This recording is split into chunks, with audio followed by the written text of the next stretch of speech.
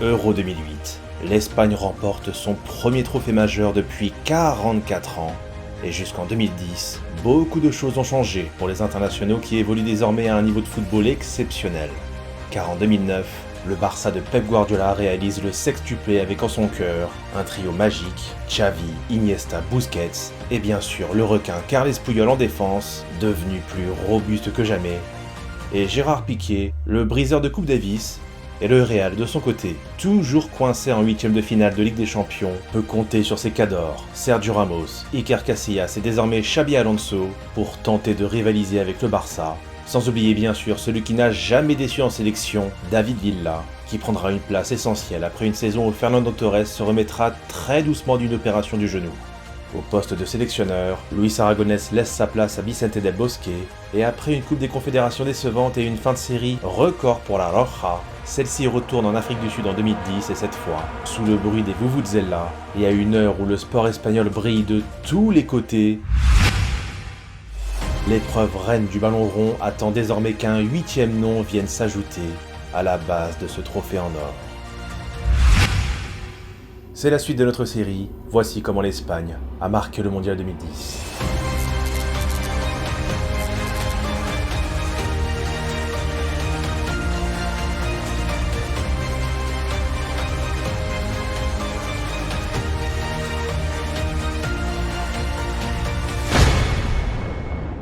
Ça y est, les matchs et les grandes compétitions internationales de foot reprennent, mais vous ne savez pas encore comment les regarder. Mais si vous voyagez à l'étranger et pour ne manquer aucun match de vos clubs préférés, vous aurez besoin d'un VPN Sport, une solution proposée par le sponsor officiel de cette vidéo, CyberGhost. Et si vous voulez mater la Ligue 1 via un diffuseur officiel à l'étranger, c'est également possible avec CyberGhost, l'un des VPN les plus recommandés par Trustpilot. Avec plus de 38 millions d'utilisateurs, CyberGhost est le leader mondial dans l'industrie de la sécurité et de la confidentialité en ligne. Son réseau virtuel privé masque votre adresse IP, où que vous soyez, et avec des serveurs présents dans plus de 100 pays. CyberGhost redirige l'intégralité de votre trafic internet via un tunnel VPN sécurisé, si bien que vous pourrez utiliser votre abonnement CyberGhost VPN sur 7 appareils différents en simultané, avec un accès sans restriction à vos plateformes de streaming favorites, ou bien regarder des programmes qui ne sont pas accessibles dans votre pays, que ce soit à la télé, ou même du contenu internet comme YouTube, qui n'est pas le même selon l'endroit où vous êtes. Avec CyberGhost, vous n'avez plus ce problème,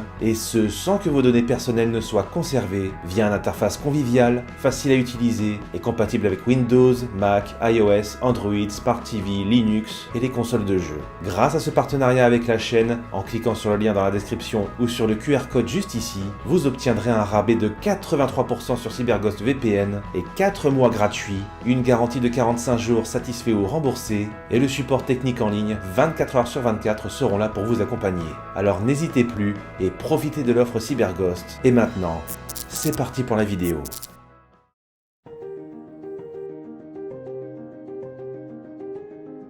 Désormais championne d'Europe en titre, la Roja est vite descendue de son nuage pour réaliser des éliminatoires pour le mondial 2010 absolument parfait. 10 matchs, 10 victoires, 30 points pris et 11 longueurs d'avance sur la Bosnie, ce fut donc une véritable boucherie. Et forcément, après un Euro flamboyant, tout le monde attend l'Espagne au tournant, car la sélection n'a plus perdu depuis 2007 et compte bien faire tomber des records en lançant en 2009, à un an de la Coupe du Monde en Afrique du Sud, sa répétition générale dans la désormais disparue Coupe des Confédérations.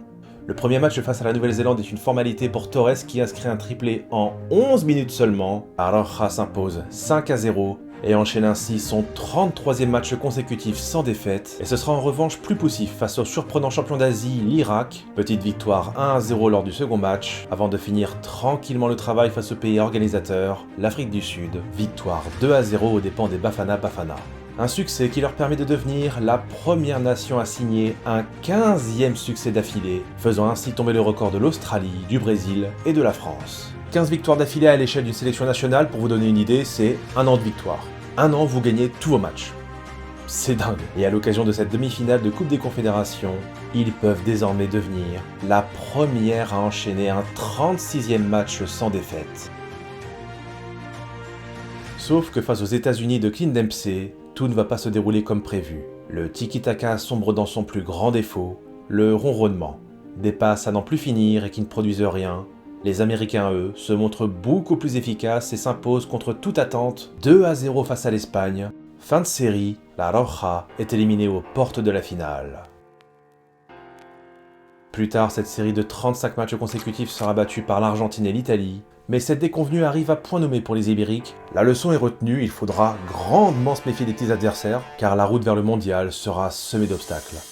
L'Espagne continue sa préparation sans aucun souci, en s'amusant même contre l'équipe de France début 2010. Le premier mondial organisé en Afrique se profile, et le tirage au sort désigne un groupe très hispanique, puisque l'Espagne sera aux côtés du Chili, du Honduras et de la Suisse. Un premier tour qui semble être une formalité pour la Roja, mais attention à l'excès de confiance. La mauvaise expérience américaine en Coupe des Confédérations doit rester dans un coin de leur tête. Et surtout, un mois plus tôt en mai 2010, dans la plus prestigieuse des compétitions européennes, on pensait tous que le Barça était invincible, sauf qu'un trublion portugais a élaboré une tactique basée sur la contre-attaque et la défense, un système extrêmement efficace qui a permis à l'Inter de remporter la Ligue des Champions en 2010.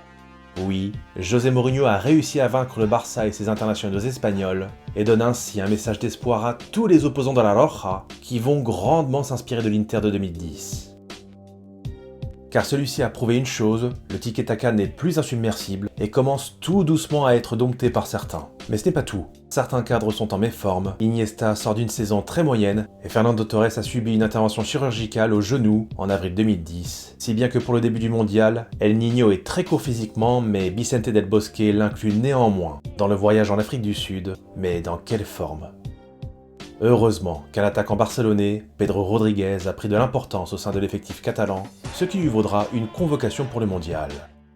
Une chose est certaine, entre ce titre de champion d'Europe, cette série de 35 matchs sans défaite, de 15 victoires consécutives entre 2007 et 2009, et une philosophie de jeu offensive et insouciante, exit l'effet de surprise de 2008, il va donc falloir se réinventer pour continuer à déjouer.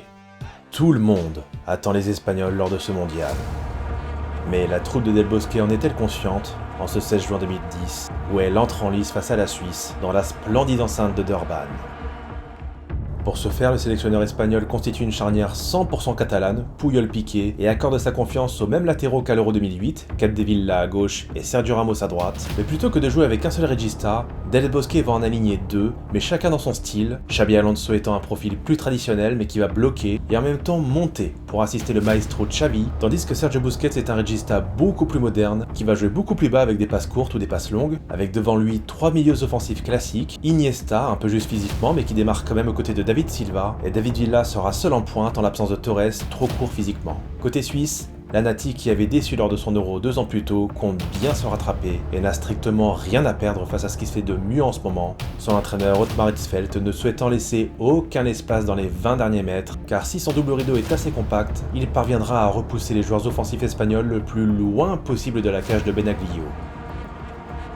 Et cette stratégie va fonctionner. Pas grand chose à se mettre sous la dent dans ce premier acte, la Roja se montre maladroite devant la cage de Benaglio, avec comme une forme de lenteur, de fatigue même, le score est nul et vierge à la pause. Et en seconde période, toujours cette même maladresse, et sur l'une des rares incursions de la Suisse dans la surface de Casillas, celui-ci se trouve complètement avec Piqué, et Gelson Fernandez en profite pour ouvrir le score.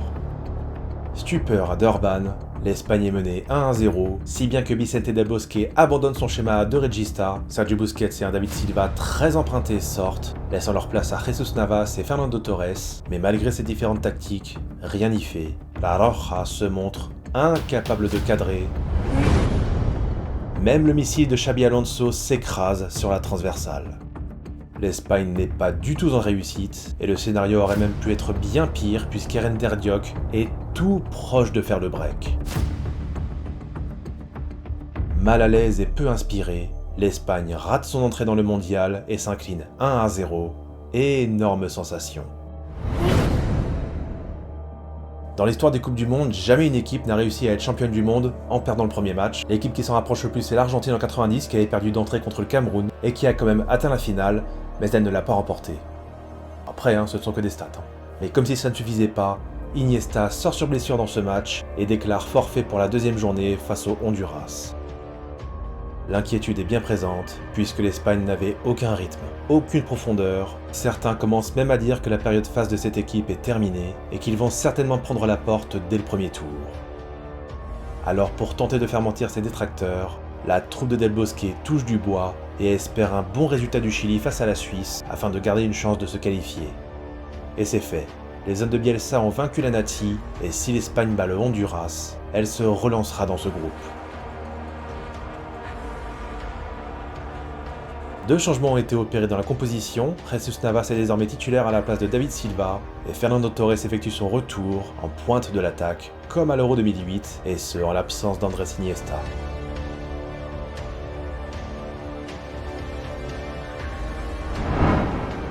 Une forte réaction était attendue de la part des champions d'Europe en titre, et clairement il y a du mieux, et à force de pousser, cela finit par rentrer dès la fin du premier quart d'heure, où l'on retrouve le grand David Villa.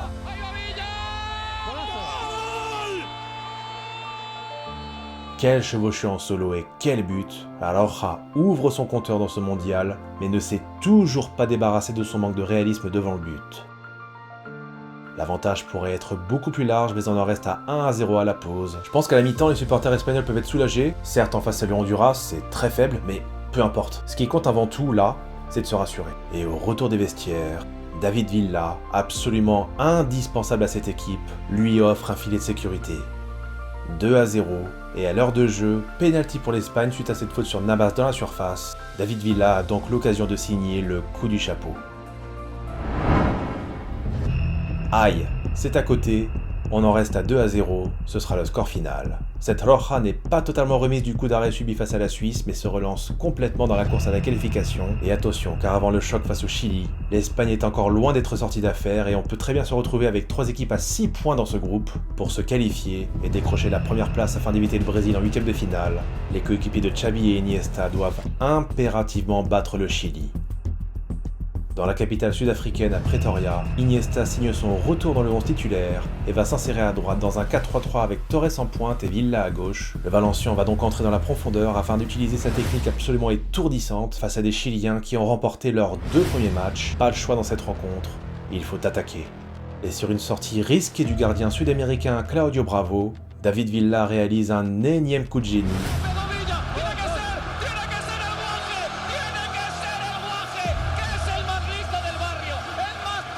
Quelle frappe, quelle efficacité, si bien qu'avant la pause, sur une passe de devinez qui, David Villa, Andrés Iniesta fait le break, 2-0 à la mi-temps.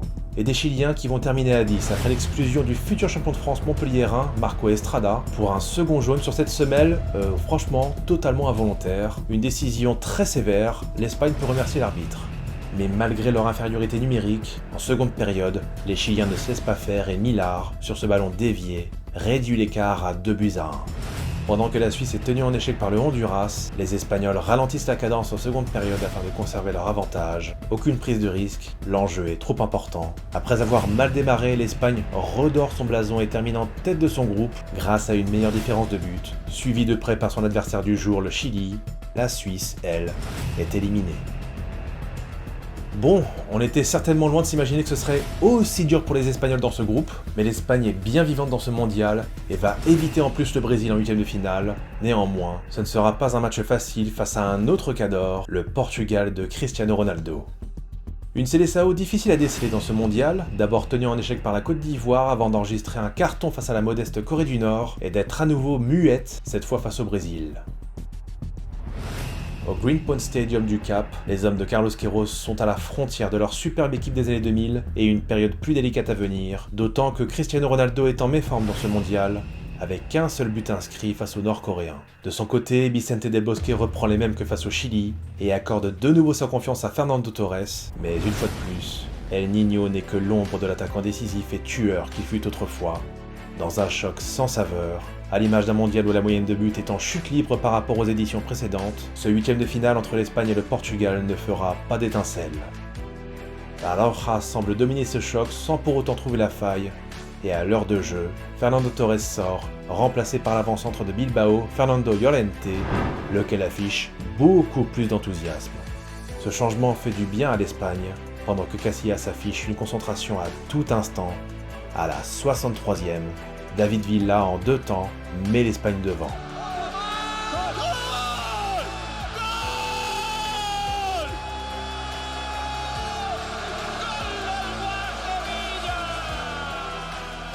Une ouverture du score tardive, synonyme d'avantage psychologique considérable, le Portugal voit rouge et ne s'en relèvera jamais. Petite victoire de la Roja 1-0, contrairement à 2006, l'Espagne est bien au rendez-vous des quarts de finale de la Coupe du Monde.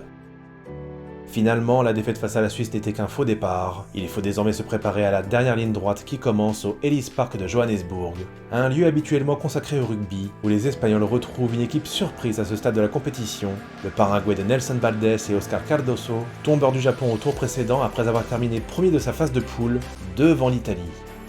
Symbole des équipes sud-américaines particulièrement performantes dans ce mondial 2010, l'Albiroja n'est pas arrivé là pour rien, avec son bloc défensif très solide qui risque fortement de perturber l'Espagne, en difficulté justement face à ce genre de formation qui ferme tous les espaces. Vicente Del Bosque offre une nouvelle chance à Fernando Torres de se montrer dans ce mondial, mais se prive toujours de David Silva laissé sur le banc. À l'image de leur premier tour, les Paraguayens n'ont peur de rien et se mettent en évidence les premiers par Nelson Valdés, sauf que celui-ci est signalé hors jeu. Ça ne saute pourtant pas aux yeux sur les images, en revanche, Cardoso l'était bien. Il ne touche pas le ballon mais semble avoir eu une influence sur le jeu, d'où ce hors-jeu. Le score est vierge à la pause, 0-0, mais la seconde période va nous offrir un ascenseur émotionnel absolument incroyable. Pas au niveau du score, mais au niveau du contenu. 57e minute. Corner pour le Paraguay, mais Piqué dans toute sa splendeur retient très nettement Cardoso dans la surface. Cardoso s'élance. Parti. Oh, l'arrêt de Casillas. Oh, la balle de 1-0.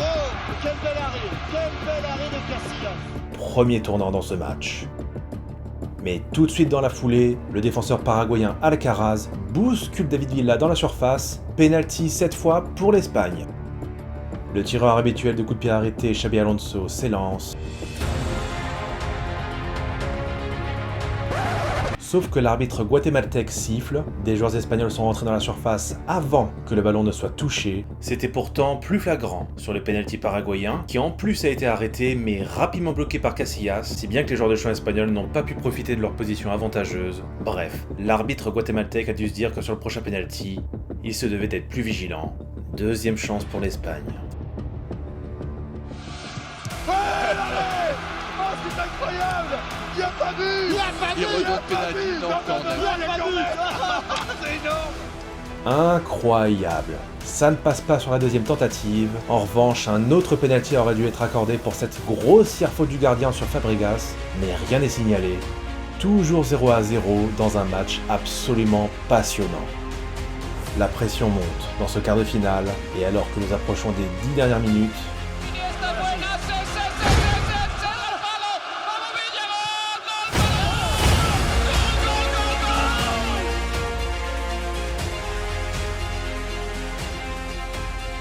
3 poteaux et ça rentre enfin.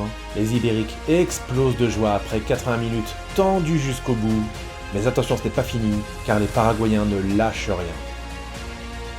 Coup de sifflet final libérateur au terme d'un scénario plein de rebondissements. L'Espagne s'invite parmi les 4 meilleures nations du monde pour la première fois depuis 1950.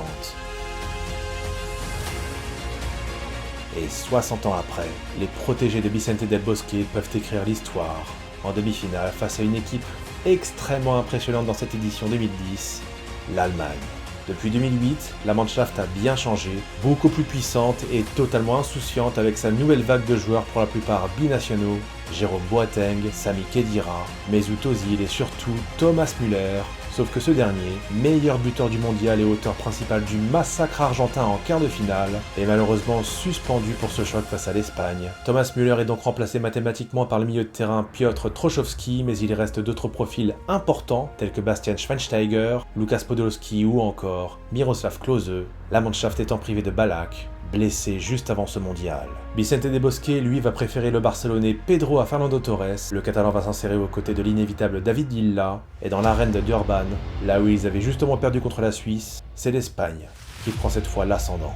La possession, le jeu de passe, que ce soit Pedro, Xavi, Iniesta ou Xabi Alonso, ce sont eux qui mettent les Allemands sous pression. Et même si l'Espagne dans cette phase à élimination directe ne parvient toujours pas à marquer en première période, ce n'est pourtant pas faute d'avoir essayé. Car la défense à 4 se retrouve parfois à 3, en témoignent les montées incessantes de Sergio Ramos lorsque Pedro et Iniesta entrent à l'intérieur du jeu afin de créer de la densité.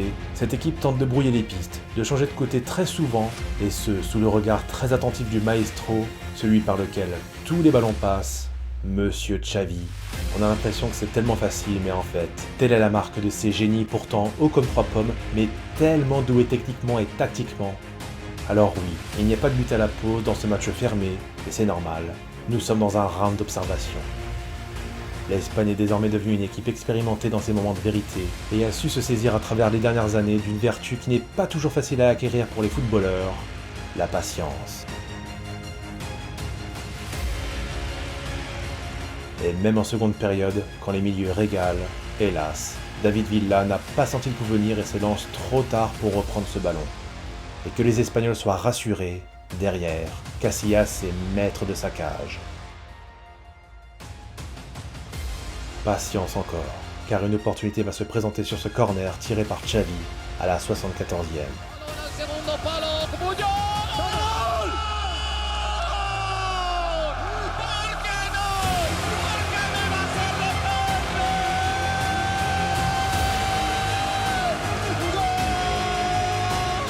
Maintenant que l'avantage est pris, il faut s'aligner en défense. Quasiment tous les rouges avec leur double rideau sont dans leur moitié de terrain.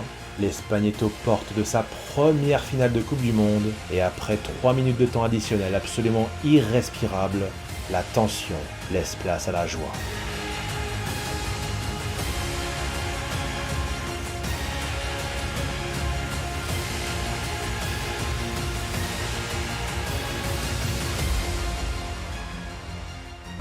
Cette génération d'Espagnols est absolument incroyable. Rendez-vous le 11 juillet 2010 au Soccer City Stadium de Johannesburg, entre l'Espagne et les Pays-Bas. Des Néerlandais dirigés par Bert van Marwijk et qui ont bien changé par rapport à la puissance offensive d'il y a 2 ans. Certes, c'est moins beau, mais c'est quand même beaucoup plus efficace et surtout beaucoup moins propre, avec ses deux milieux de terrain très impopulaires, Marco van Bommel et Nigel de Jong.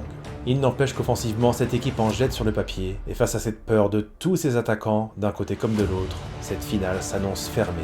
Mais pour l'heure, les Espagnols en maillot bleu nuit prennent rendez-vous avec les étoiles, tout comme les Pays-Bas, car eux aussi, et c'est un fait très rare dans l'histoire des Coupes du Monde, aucune de ces deux nations présentes en finale n'a encore remporté la couronne mondiale, ce qui fait que, quoi qu'il arrive, une 8e nation va intégrer le cercle très fermé des vainqueurs de la Coupe du Monde.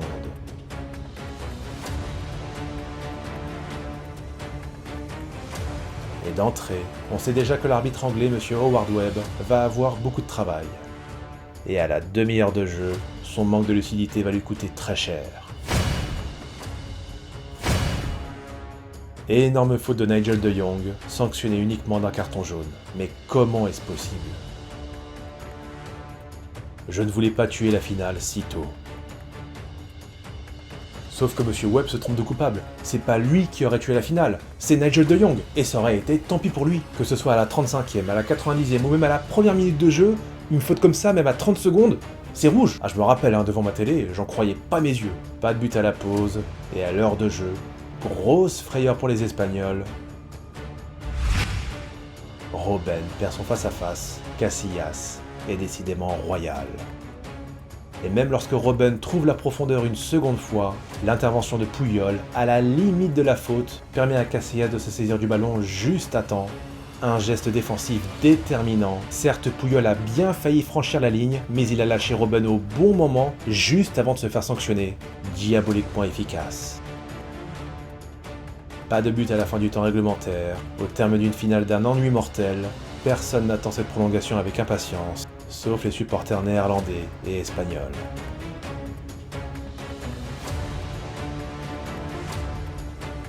La finale s'ouvre un peu plus avec des occasions de chaque côté, mais le travail inlassable des petits milieux Xavi et Iniesta enrhume tous les joueurs défensifs bataves, presque tous avertis sauf Matthijsen, mais ce n'est qu'une question de temps.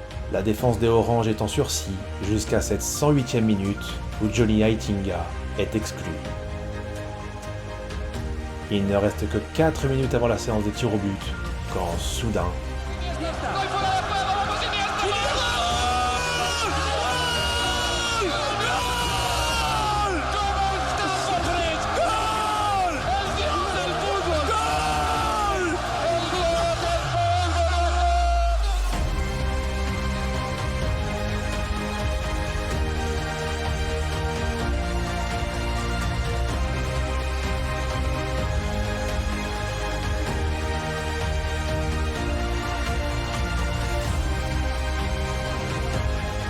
Il ne reste que quelques minutes, des minutes qui sembleront être des heures les plus intenses de l'histoire de la sélection espagnole avec au bout peut-être une petite étoile qui les attend. Et l'Espagne, avec son splendide maillot nuit, peut enfin exulter. ¡Somos campeones del mundo! ¡Qué bonito es!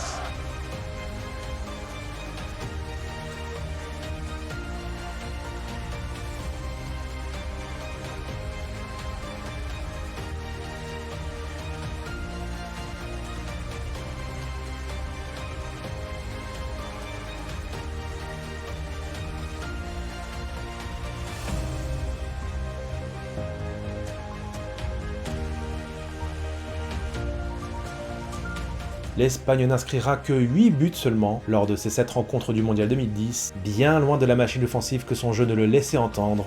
Mais pour gagner, il ne s'agit pas d'être beau. Et la Roja l'a bien compris, elle est désormais sacrée championne du monde pour la première fois de son histoire. L'Espagne devient également la première sélection européenne à remporter une Coupe du Monde organisée hors d'Europe, car jusqu'ici, seules les sélections d'Amérique latine y étaient parvenues. Quant aux Néerlandais, ils enregistrent une 3e défaite en 3 finales de Coupe du Monde. La malédiction se poursuit, d'autant qu'à chaque fois, ils n'étaient pas très loin. Après l'Allemagne de l'Ouest entre 72 et 74, l'équipe de France entre 98 et 2000, l'Espagne devient la 3e équipe à enchaîner Euro et Coupe du Monde à la suite, et avec un effectif aussi jeune, aussi talentueux et ingénieux. Xavi, Iniesta, Busquets, David Villa, Xabi Alonso, Sergio Ramos et Iker Casillas vont se lancer un nouveau défi, un challenge complètement fou, celui d'être la meilleure sélection de l'histoire devant tout le monde.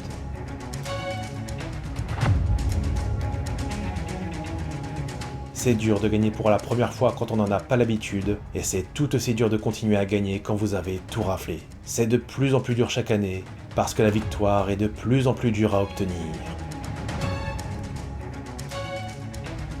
2 ans plus tard, en 2012, l'Espagne règne en tant que maître de la planète football, mais est-elle vraiment capable de défendre son titre à l'Euro ? Sur la route de l'impossible, de l'irréel, entre les coéquipiers de la sélection qui se déchirent lors des Classicos, un Iker Casillas moins constant qu'avant, un Fernando Torres qui se saborde à Chelsea et surtout, une Roja qui sera privée lors de l'Euro 2012 de Carles Puyol et de son goléador David Villa, il n'y a plus d'attaquant digne de ce nom dans cette équipe. Mais comment peut-on gagner un Euro dans ces conditions ? La machine peut-elle tenir ou bien exploser ? Mais malgré tous ces obstacles, toute cette pression médiatique qui souhaite son échec, la sélection espagnole se fixe un objectif incroyable, celui de réaliser le triplé.